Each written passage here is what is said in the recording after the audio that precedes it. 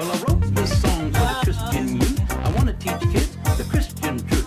If you want to reach those kids on the street, then you gotta do a rap to a hip-hop beat. So I gave my sermon an urban kick. My rhymes are fly, my beats are sick. My crew is big and it keeps getting bigger. That's 'cause Jesus Christ is the nigga. He's a life changer, miracle arranger. Born to the virgin mom in a manger. Water the wine, he's a drink exchange. What is up, everyone? It's your boy, the Geekish Gamer, and He did that thing where he says it's your boy. I'll have you know I only have two boys. welcome to the Geekish Gamer Show. Good to be here. Today we're going to be talking about the top 5 reasons why consoles are better than PCs. Now don't worry, all you PC players out there, Whew, I was getting worried there for a second. because I will make a video titled Top 5 Reasons Why PCs are Better Than Consoles, to keep it even for the console side and the PC side. No arguments will arouse in the comment section about which one is better. Ugh, I hate it when people do that. They make a list of 5 reasons why the consoles are better than PC, and they make another video, 5 reasons why PC is better than console, as if these two different things have, coincidentally, the exact same amount of reasons why one is better than the other and vice versa. Here, let's do it now. Hey guys, it's your boy Rags here. Today I'm going to be talking about why this piece of limestone is a more effective anti-tank weapon than the Roczny Protivotankowy Granatomiot SIM. Yeah, that's what RPG stands for. It's a mouthful, isn't it? Oh, but don't worry guys, I also have another video on why the RPG-7 is actually better at anti-tank warfare than this piece of limestone. You know, to keep things even. I wouldn't want this to be an imbalanced conversation. Though, to Limestone's credit,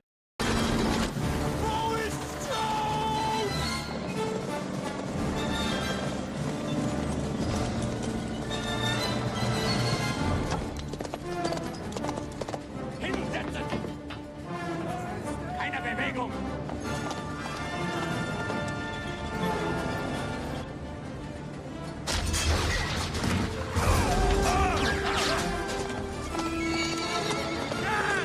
oh, what a great movie. I like the sound he makes when he puts the rock in the barrel. Like, that's the sound it would make. Okay, back to the video.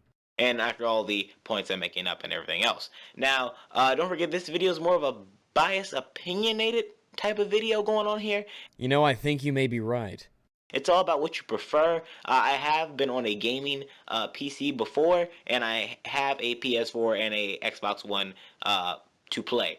How very well-rounded of you. That I'm certain since you have owned a gaming PC, you'll definitely not spew misinformation. You'll know exactly what you're talking about. You won't mislead anybody. So, either way, this is more of a biased opinion. In my opinion, I think consoles are better. Oh, and that's fine, by the way. That's fine. It's okay to have the opinion that consoles are better. That's fine. That's your opinion. There's nothing I can do to tell you you're wrong. There are lots of people who think consoles are better, and that's fine. But I don't make videos on people or criticize people for saying that this is their opinion. It's when they say something I disagree with or that's wrong.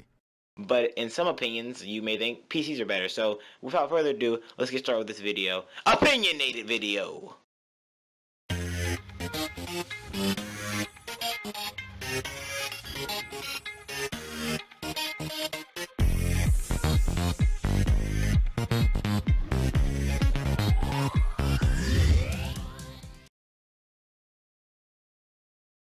Number 1, controllers are more comfortable than keyboards. This is more of a opinionated answer. Alright, personal pet peeve. You might be using that word a little too much, but go on. Type of, deal going on here. So the amount of PC gamers who play on keyboards and mouse are a lot. Correct, the amount is a lot. And while there are controllers for PC, The same controllers for console. they're mostly fake versions of the Xbox controller models. And also, Why did you say it like that? Xbox. Seriously, why did you accent that? I know the answer. I'm being rhetorical. I'm asking you a question when I already know the answer. I want to see if you know. He obviously loves his Xbox controllers. He's putting the accent when he says Xbox because he's trying to imply that we're stealing or taking or copying something that didn't belong to us. And I say us as in PC gaming. I mean, he explicitly says They're mostly fake versions of Which leads me to believe he's under the impression that a controller that you can use for the PC that isn't the DS4 controller or whatever the hell the Xbox One controller is called. Like, I'm going to call it Steve. Whether or not you use the DS4 controller or Steve, it's a fake. Which doesn't really matter if it performs its function. Maybe they're just imitating successful controller designs, which are successful because they're intuitive. Is Steve a copy of the Xbox 360 controller? Or do you just want to imitate success? I've really enjoyed most of the controllers I use. Even I use a DS4 controller sometimes when I play on PC, because the whole point, as we all know, is that the PC can use console controllers. The extent of keyboard and mouse usage on the console, though, well... PC's innovation to take on these knockoff controllers or just hook up a USB to a real controller tells me that to PC gamers, they feel that the controller is comfortable. Okay, this is really malformed here. What I'm absorbing from this bit he says is that the consoles are better because the PC affords you the option to use controllers. Not every single one of these is officially sanctioned by Sony or Microsoft. This, of course, doesn't matter. It doesn't matter if, I don't know, fucking Walmart or Wayland-Yutani or something make these controllers. We can use them. We have the option. Also, you might be saying, well, this is a silly point to bring up because there are third-party controllers for consoles too. And there's no such thing as a first-party mouse and keyboard, so I think this point is mostly a swing and a miss. Also, why don't you try having the gaming marathon late at night, pressing WASD over and over again, trying to play games like Call of Duty and, Halo. Trust me, you will seriously mess up a couple of times playing on a keyboard. Now, when you say mess up, I assume you're referring to your hands getting sore or tired after long sessions of playing, not actually pressing the wrong button or the wrong keystroke. That's just an inevitability, being human and all that. Personally, I've used them both quite a bit. I prefer using the mouse and keyboard. There's the control aspects and the rebindable keys and all that, but on a purely ergonomic level, I still prefer mouse and keyboard. I like the fact my hands are resting, they're reclining at all times. I'm not holding something in front of me. When I use my PS4 controller on a game on PC, I can't use it for as long of a time as I can on mouse and keyboard. For me, the mouse and keyboard's just more comfortable. You can say controller's more comfortable, you can say that mouse and keyboard's more comfortable, but don't say that something happens on one that doesn't happen on the other. And if you don't like playing on mouse and keyboard on PC, then just play on the controller, so the whole point is kind of moot. I'm just saying, using the WASD all the time or the mouse, having to know and click or to shoot, and maybe even failing a couple times because you press the wrong key. Oh, I spoke too soon, I suppose. You actually do mean pressing the wrong button. Well, yeah, it is an inevitability of human nature that you will eventually make an error. But that has nothing to do with the mouse and keyboard, and has nothing to do with the controller. That's just being human. Now, I'm sure a lot of us are super jelly because we make mistakes, whereas apparently you don't when you play with a controller. The only time you make mistakes, whether it be an imprecise joystick movement or accidentally pressing the wrong pair of keys, I mean, it clearly doesn't happen to you, but it happens to everyone else. In which case, I am very, very envious of your talents. Number 2, price range. And you're showing us an Alienware laptop, oh boy. Not only price range, but just way cheaper. What? When the PS4 came out and Xbox One came out, they were $399 and $499, with PCs being the cheap $500, decent $1,000, good $1,500, and fast $2,000. When you said you'd played on a gaming PC, I was hoping, in my heart of hearts, that you wouldn't say something so obvious and blatantly false about pricing for PCs. What is it exactly that we're looking at here? You have conveniently left out the link in this image here. $1,000 for a decent PC? $1,500 for just a good PC? And what's the difference between fast, good, and extreme? Are these graphical presets on the Unity engine? Anybody who knows anything about PCs can tell you that this is bollocks. Now I gotta go chase down this link. And it was hard. I mean, I had to literally type what I saw in your video into Google, and it brought up something and I couldn't even go to it because it was a GameSpot thread that had been locked for further discussion, so I guess we're just going to have to go by what we see here that you've shown us. Start with a budget. He probably means good enough to run Dying Light based off his last thread. You're talking an i5 or blah blah blah. Cheap, $500. Okay, you can go cheaper, but that's a good start for being cheap, I guess. Decent is $1,000. Whoa, now. This is something I have contention with. A decent computer for $1,000. You mean you have to spend $1,000 to get a decent computer? Yeah, that's not gonna fly with me. And what's the difference between fast and extreme? I mean, in good, this is ridiculous. Let's look at the actual numbers and see what we can get here. Let's go to the PC Gamer benchmarks. A 15-game average for the 1050 Ti, a card I've recommended in the past for those with super budgets in mind. The 1050 Ti, 1080p, medium settings, 15-game average does above 60. This card is only about $140 and does not require you to get a PSU, it just runs off the motherboard. So if you want to play a shooter like Battlefield 1, well, the 1050i has benchmark averages there too. If you want to play Battlefield 1 at 1080p, medium settings, you'll be running about, as an average, 94 FPS. It doesn't even drop below 60. Let's say you're more of an RPG guy. Let's take Fallout 4, a game that runs abysmally on the consoles. This $140 card will run at 1080p medium settings at an average of 75 FPS. Not only that, but if you want to push everything to 1080p Ultra on Fallout 4, which is a gorgeous looking game, I'll add, 1080p Ultra, $140 GPU, you'll still be doing around 50ish FPS. And remember, this is a $140 card. If you want to say bump it up a little bit to one of the more top-end cards, the GTX 1080, those can range anywhere in pricing from $640 to $580, and if you want to buy like new used ones, you can go even lower than that. I've seen some that are going for $530, $560. Hell, I run 2 cards in SLI, and my second one was used like new. So these cards give you around $400-ish to finish the rest of your computer if your budget is $1,000 for a quote-unquote decent rig. The benchmarks here from the same site, PCGamer.com, show the 15-game average at something consoles can't dream of.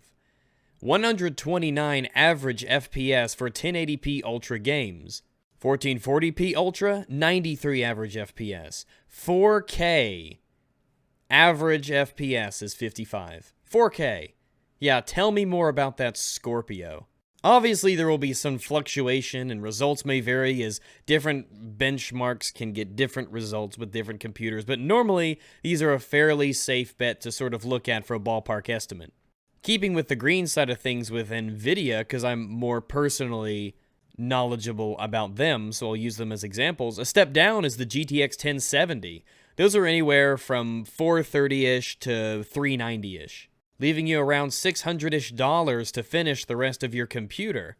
You know, for that quote-unquote decent $1,000 rig.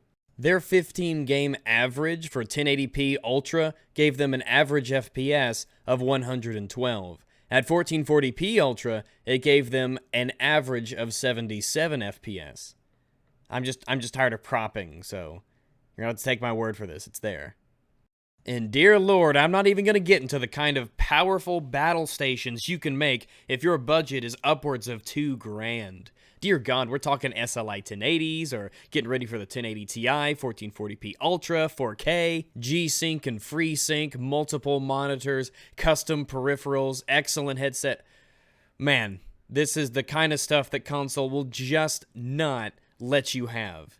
Now let's say you want to add the cost of a fully equipped console. You pay around $519 or $619. Well, yeah, I don't know what you mean by fully equipped. How many games? How many controllers? Does that include the cost of those ridiculous premium prices to play your own games online? I hate to nitpick, but one of the great advantages of the PC is the lower cost over time, cheaper games, freer online service. I said freer. Free online service. Resale value of hardware. The ability to personalize your FPS to graphic quality balance, and so on and so forth. Now, if you want a fully equipped everything for a PC, Well, I kind of already loathe the term fully equipped PC because the way you can personalize it and customize it to your personal preferences in ways you can't do on a console means that the term fully equipped is gonna be completely different based on every person you ask.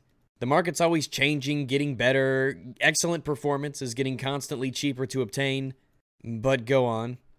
It would be $2,500. No, it wouldn't. Why would it be $2,500? What are the components that make it $2,500?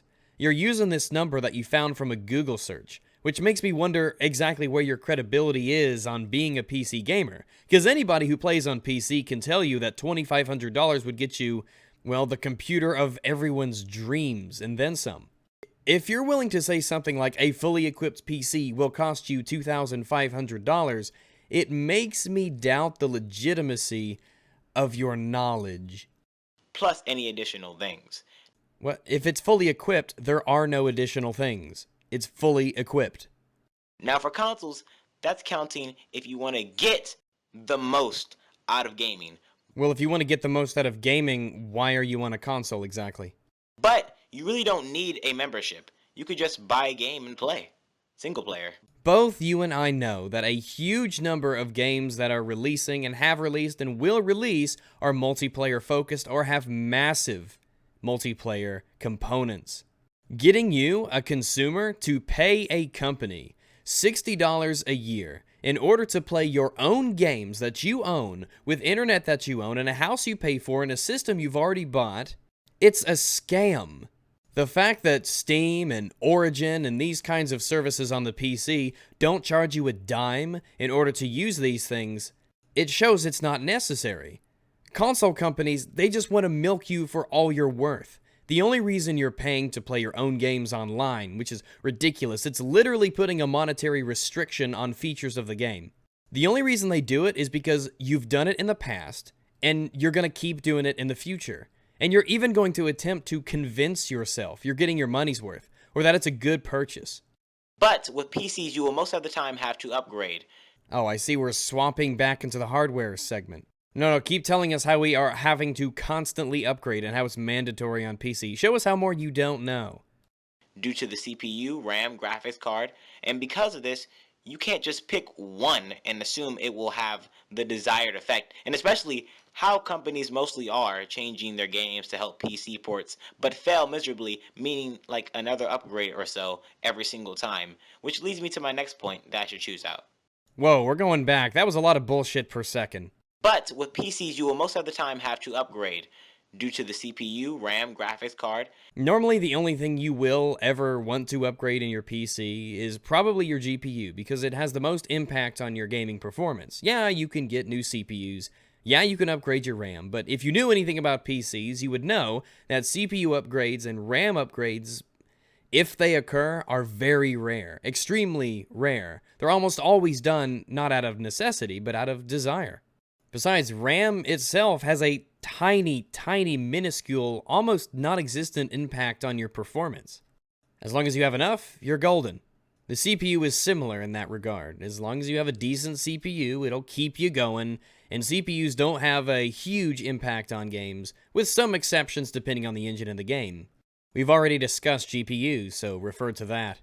But we're living in a world where you can pop in a $140 GPU into basically any PC that has the physical space for it, and you're not only doing as good as consoles, you're crushing them in terms of performance. And because of this, you can't just pick one and assume it will have the desired effect. Well, nobody should assume anything anyway.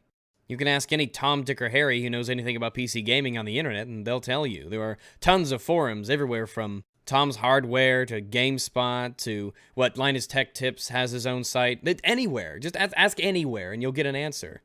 In the same way how you don't have to be a mechanic in order to operate a car, you don't have to be some sort of nerd guru tech expert to game on a PC. And especially how companies mostly are changing their games to help PC ports, but fail miserably. Wait, what do you mean fail miserably? The exceptions are unicorn levels of ultra rare, but multi-platform games will always run better on a gaming PC. Even the worst ports for the PC will run better than the consoles will. And again, the exceptions to that rule are astronomically rare. meaning like another upgrade or so every single time. You know, it sounds like you're implying that every time a new game comes out that you want to play, you're going to have to buy a new GPU or a new stick of RAM. I don't think you know anything about what you're talking about. It makes me wonder why you made this video. If I knew nothing about a subject, I wouldn't say, let me broadcast to the world how much I don't know about it while claiming to know about it. You know, it's possible to make a pro console video without talking about the PC. It can be done. You can do nothing but extol the virtues of the console as much as you want without bringing up the PC and how little you actually know about it. Maybe that would have been a wiser decision. Which leads me to my next point that I should choose out. Number 3. Companies neglect games for PC. That's why the largest gaming library exists on the PC, right? Because companies neglect the PC. The reason that it's the biggest market is because the ecosystem of the PC makes it to where sometimes, many times, it's simply the only option companies can go with. If a company wants to sell their product on the Xbox or the PlayStation 4 or 3, then they have to sign over, well, in a sense, their soul to Microsoft or to Sony. They lose a huge amount of personal control over their products, when they go on sale, how they sell them, where they're going to be in the marketplaces. If something's going to be on the Xbox, it has to go through Microsoft. Everything has to get Microsoft's okay. If it's on the PlayStation, everything has to be done through Sony. If you want to sell something on the PC, you don't have to go through anybody in theory. Steam gives developers far more freedom over their own products than Sony or Microsoft does to the developers who want to be on the Xbox or the PlayStation. Usually companies and devs are creating games mostly for specifications of a console due to the console being for gaming.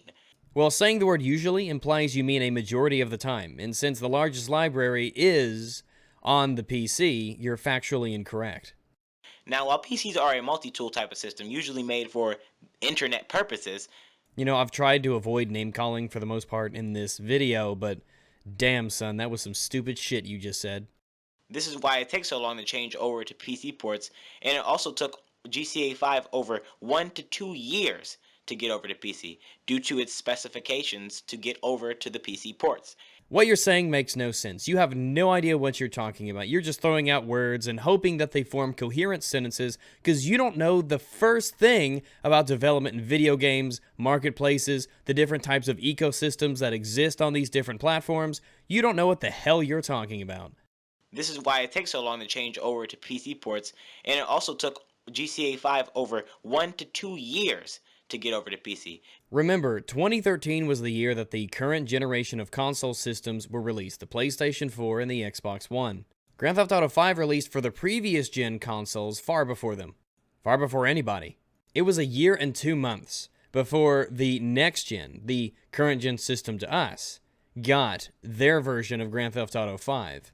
It was only about 5-ish months after that that the PC got its version. However, it's important to note that since this was in 2013, and there were big leaps, there were leaps in the improvements of the hardware of the consoles, you can see why this gap was the way it was. That's why the weaker systems that were capable of physically less things got the first version. It was the easiest version to make. It physically had less stuff in it. Grand Theft Auto 5's most simple, basic version releases. Of course, it's easier to make. Then, there was that big gap so that Rockstar can take that game and basically port it over to the new hardware of the consoles. That's why there was such a huge gap between the two consoles and a short gap between the new consoles and the PC. Because Rockstar was taking a base game that they had and add in everything else that there was for the consoles. And when you talk about the PC version, it physically had way more. It had more traffic, more cars, there were more people and pedestrians. It ran better. It looked better. It was a better version of the game. Rockstar themselves, on their own website when the PC version was made available, explained why it was the last version to be made. Grand Theft Auto 5 for PC offers players the option to explore the massive world of Los Santos and Blaine County in resolutions of up to 4K and beyond, as well as the chance to experience the game running at 60 frames per second. GTA 5 for PC offers players a huge range of PC-specific customization options. including over 25 separate configurable settings for texture quality, shaders, tessellations, anti-aliasing, and more, as well as extensive support and customization for mouse and keyboard controls. Additional options include a population density slider to control car and pedestrian traffic, as well as dual and triple monitor support, 3D compatibility, and plug-and-play controller support. The PC version of Grand Theft Auto V also was the debut of the Rockstar Editor. This was a feature of the game that did not even exist on consoles until it was patched in later. They wanted to do the PC version justice because it was the best system, it was the most capable, it had the most handy controls, could afford its users the most options, and the most freedom with what they could do in the game. And most PC players have no problem waiting the extra time if it means we get the best versions that run well and have the best PC-specific features that can be given to us. We don't mind waiting to get the best version of things, due to its specifications to get over to the PC ports. Oh, and that applies to the current-gen consoles as well. That's why there was such a huge gap between the old consoles getting them and the current consoles getting them. Same reason as why there was a gap between the current consoles and the PC. And the neglect part, well, just look at these games that had terrible PC port launches. Arkham Knight, Dead Island, SimCity, Assassin's Creed Unity, Diablo 3, and many more. Well, let's go through that list exactly and check each one off individually and look into it. Arkham Knight is always the first on any list because it was so abysmally bad. It was so bad, Warner Brothers lost a lot of money attempting to repair the game, giving refunds, and it set a precedent within the gaming community, especially on the PC, that this is what happens when you take a multi-platform game and have a terrible PC version of it. It's bad for you, it's bad for your reputation, and gamers don't put up with it. That's why it tanked when it was first released, but it's been patched and it's been fixed now. It currently sits at a 79% approval rate on Steam for recent reviews. The next game is Dead Island, and we have to go back a while to get to that.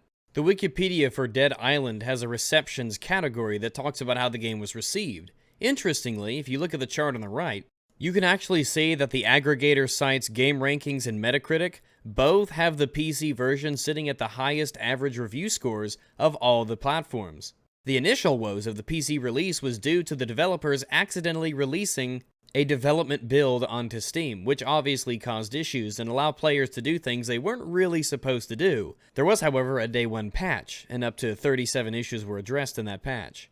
And speaking of patches, a lot of you probably don't know this, but Dead Island, the first one, the PC version, got a patch in October of 2016. Just a couple months ago, this game was patched. It was still being supported by the devs on the PC. Oh, and to add to all of that, I've played the game both on the PC and on the consoles. Extensively, actually. The PC version is far better. It looks better, the controls are better, and it runs better. SimCity is a PC exclusive that scored absolutely poorly with users. People hated it. When it came out, everyone dogpiled on this reimagination of the Sims franchise. The negativity of that game has nothing to do with the fact it's on PC. It was because EA was being a bag of dicks. Whether I mean a bag full of dicks or a bag made out of dicks, you can decide yourself. Many of the initially good reviews of the game were downgraded for a number of reasons, mainly, well, as Destructoid's Josh DeRocher said, the online dependency, forced multiplayer, and the DRM. There were also gameplay changes like city size and things of that nature that simply remove the amount of things people can do. It's not nothing PC specific. It's because the game had bad changes to it. EA was being a bunch of cunt waffles. Hell, Polygon reviewed the game before launch and gave it a 9.5 out of 10. They downgraded that to an 8 out of 10, and then they downgraded that to a 4 out of 10 in response to the issues about EA's decision to disable gameplay features. And it was even discovered that the DRM wasn't necessary. You didn't have to be online. It was just a restriction that EA put in the game because EA was just being just awful. So yeah, another swing and a miss. You also bring up Assassin's Creed Unity. That game had a terrible launch for everybody. It was plagued with bugs, technical issues, and it ran like absolute, utter trash on the consoles. And of the PC, Xbox One, and PlayStation 4 versions, both Game Rankings and Metacritic have the PC versions with the highest scores. And again, that doesn't mean that the PC versions are the best just because of that, but it does lend credence to the idea that maybe the PC versions don't suck as much as the console ones do. The last game you mentioned was Diablo 3. Diablo 3's problems, again, have nothing to do with the fact it was on the PC. Its launch problems were, well, quite simply because their infrastructure just wasn't ready for the amount of success Diablo 3 had. Diablo 3 game director Josh Mosquera said that Blizzard was just wrong about the popularity of the game.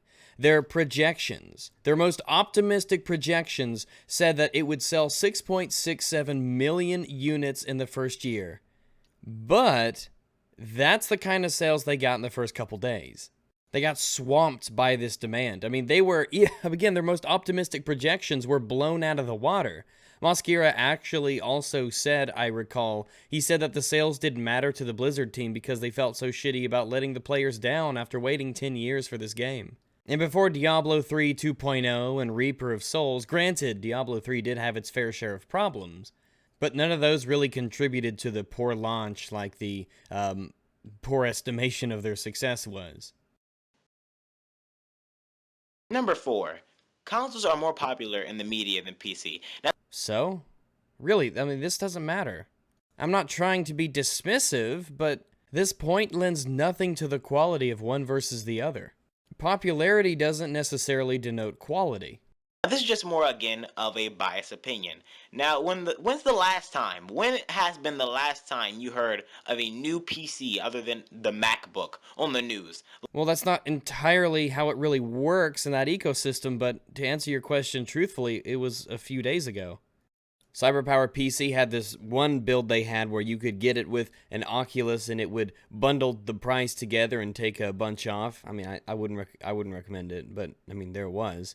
There was this one computer that had 2 computers in a single case, one for playing the games, one for streaming. It was really expensive. And at CES 2017, they had this laptop with 3 screens. But the prototypes were stolen. And man, Razer is offering like a $25,000 reward for information leading to the person who stole them. I mean, like, this is serious business. Razer's not kidding around when they say they want these people caught. But I guess if you didn't want your prototype stolen, you should have had all your visitors triple screened.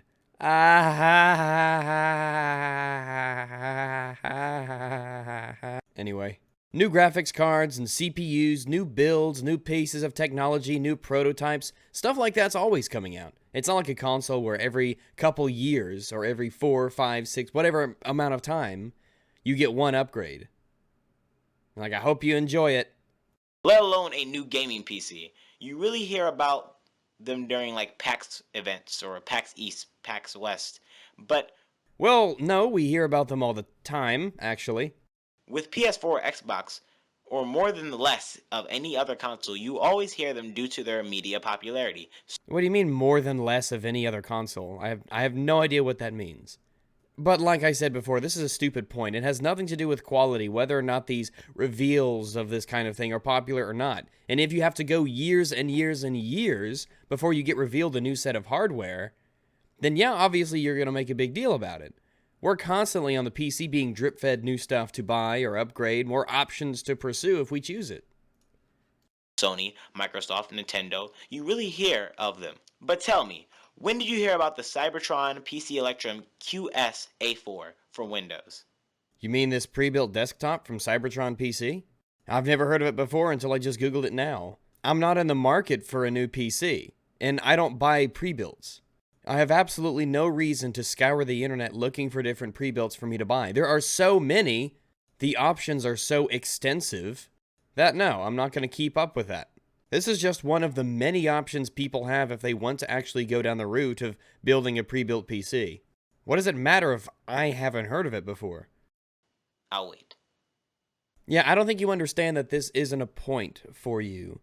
You just asked if I had heard of something specific, a particular pre-built PC on the internet, for which there are more than I could count available at any given time. And for what it's worth, I'd much rather have that Cybertron PC than one of the gaming consoles. After all, it's $100 off of your cheap $500 point, right? And next one. And just number 5. Better console exclusives. Don't get me wrong, There are good gaming exclusives for PC, such as Star Citizen, Routine, Terrarium, Total War Warhammer, XCOM 2, Planet Coaster, and many more. We got many, many, many more. The PC has more exclusives than both of the consoles combined. And I say both because I don't talk about the Wii U. Who gives a shit about the Wii U? Well, tell me, out of all of them, would you like Horizon Zero Dawn, Uncharted 4, Death Stranding, Infamous Second Son, Until Dawn? Now tell me, which one do you choose? Well, that's an incomplete list. You didn't list all of the other PC exclusives that we have, and I don't have time today to list them all. I mean, if you really, really, really, really are invested in the relatively fewer exclusives that the console has, then maybe you should buy a console, if you're that invested in these few games. But it is important to note, there are more on PC. They do things consoles simply couldn't do. Games like Star Citizen, Arma 3, you cannot do these things on console. PC has a much wider variety of these exclusives as well. Yeah, you have your first-person shooters, but you have your strategies and your RTSs and everything in between. The ecosystem which games and consumers cooperate together on the PC allows for all of these games and all of these different genres to compete in a healthy sort of a relationship with one another. I'll wait. I'll go with Uncharted 4 if I were you, but I'll wait. While I have no doubt that Uncharted 4 is a fantastic game, to me, it doesn't look appealing to me at all. To me, it just, after everything that I've seen on it, to me, it just looks like another third-person action game that doesn't do anything particularly well. But that's just based on my observation. I would much rather, instead of throwing all my cookies in the jar that is Uncharted 4, have access to the much larger, massive variety of games that come on the PC that you can't get on console. Especially now that we live in a world where we have PS Now, and the Xbox One doesn't even have exclusives anymore, really, because they're all going to the PC. There are no GameCube exclusives because they all run on the Dolphin emulator. I think you see where I'm going. And let's carry on. Oh, that was your point. Your point was, oh, we have Uncharted 4, so... Oh, okay, well, you get a game. Good for you. I hope you enjoy it. I really do. You need to. You really need to. Now, if you like that video, please like, comment, and subscribe. I want to subscribe to you so that I can see all this gameplay of yours where you never mess up with your controller. That's what I want to see. I want to get good, scrub. Because you're just going to mess up on a keyboard and you never do on controller. I want to see you. I want to see all your MLG Pro skills. And turn on notifications so you never miss another episode of the Geekish Gamer Show. Also, follow me on Twitter at GeeksKingdom16. Now, if you feel that, I was unbiased in this or I was being totally unfair, it's because it was my bias of this. Oh, don't worry. Nobody on the earth is going to say that this wasn't biased. But don't worry, because PC players, don't forget, this Friday, there will be an episode for you. So without further ado, I'll see you guys later, and bye-bye. There are some reasons why you might want to get a console over a PC. Maybe you can't get any internet access, like if you live on Mars. If you really, really, really are invested in the fewer exclusives on consoles, then buy a console. If all of your friends play on a console and you can't stomach the idea of making new friends, then go and get a console to play with them. This is practically, though, the end of the list of reasons. I mean, when we get to the point where you're saying controllers are better, buy the system that you can only use a controller on instead of the one you could use a controller or a mouse and keyboard on, then perhaps the well runneth a bit dry. Pro-console arguments often revolve around over-exaggeration of issues that PC players face. They rely on spreading the misinformation that gaming on PC requires constant, highly expensive upgrades. They live in the past, because the past is all they know. They've heard things, they've never checked them. Many of them have never played on PC or seen anyone playing on PC. They might look at a YouTube video and think, oh, YouTube videos are a perfect way to ascertain the real performance and graphic capabilities of a game. Perhaps some are content with shoddy performance, with lackluster visuals, with the closed platform, with companies dictating what they can and cannot do. For some people, I suppose, they just don't mind. I think that your gaming experience will be better on the PC. That's why I swapped years ago, and I have never looked back a single time. Little Christian swag, and I'm proud to be an American. Jesus Christ is a nigga. Let his light shine through ya. Let his love pop a cap in your butt and you say hallelujah. Jesus Christ is a nigga. He's a homie MC, JC, you see.